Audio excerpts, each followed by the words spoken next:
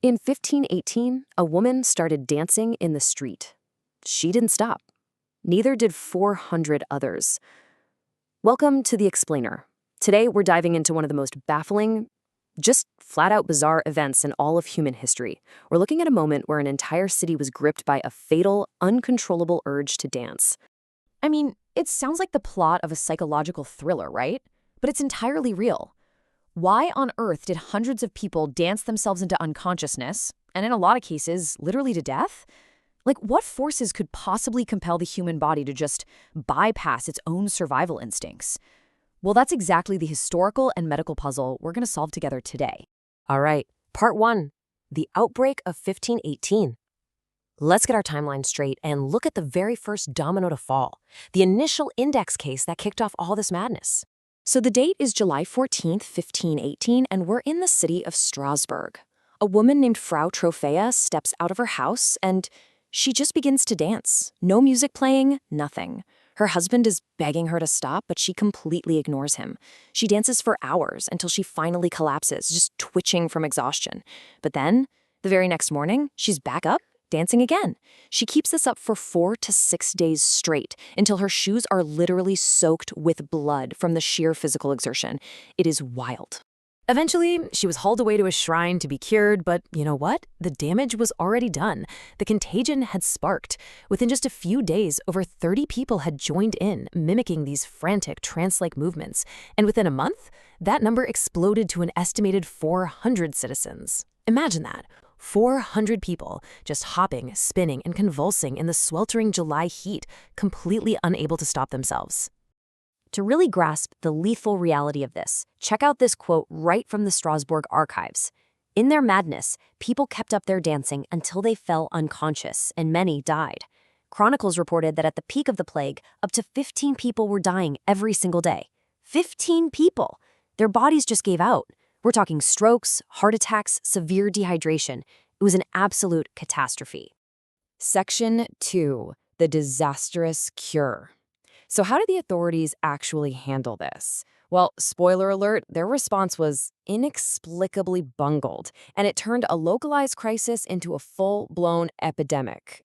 First, the city council consults the local guild of physicians. The doctors rule out astrological causes and confidently diagnose the dancers with hot blood. But instead of the standard medical treatment back then, which was usually bleeding the patient, they prescribed a truly counterintuitive solution. They ordered more dancing. I mean, they figured the victims just needed to sweat it out, right?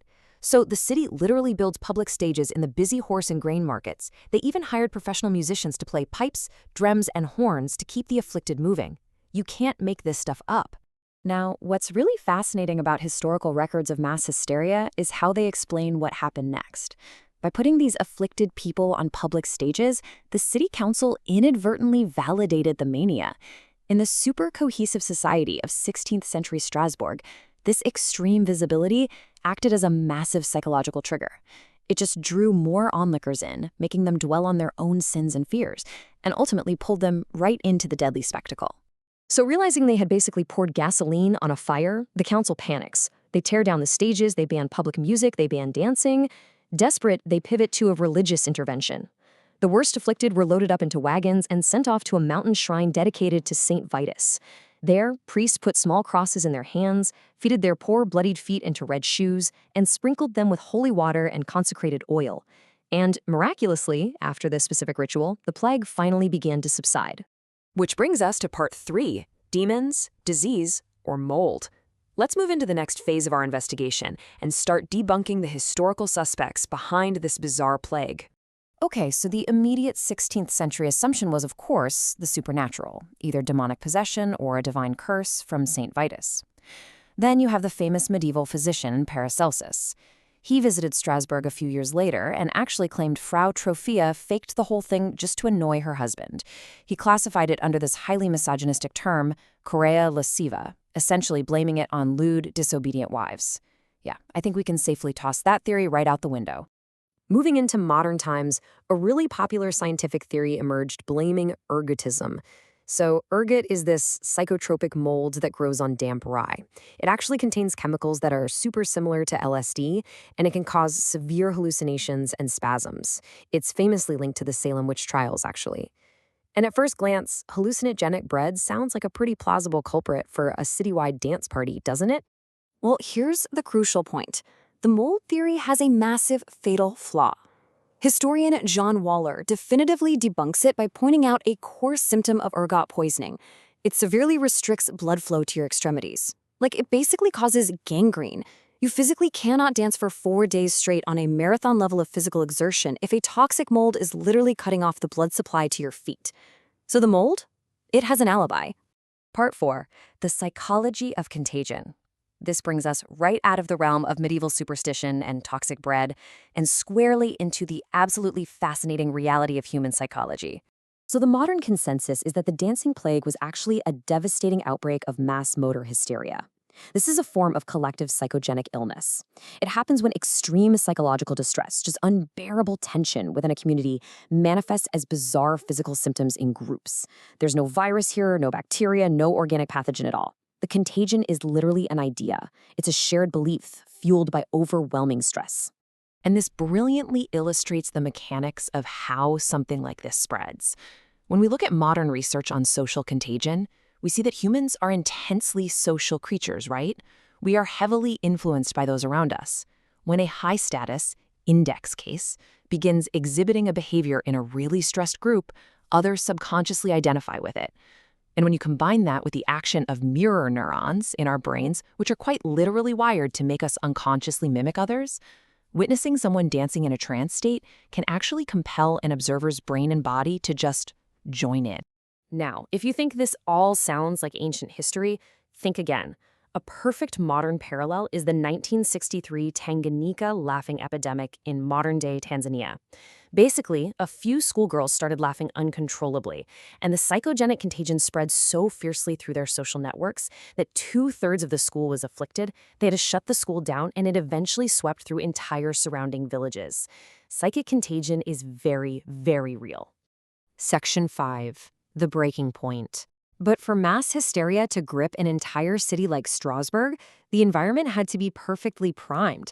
Like, what actually pushed these people over the edge? Well, 1518, Strasbourg was an absolute pressure cooker of psychological trauma. The citizens had suffered through back-to-back famines and completely ruined harvests.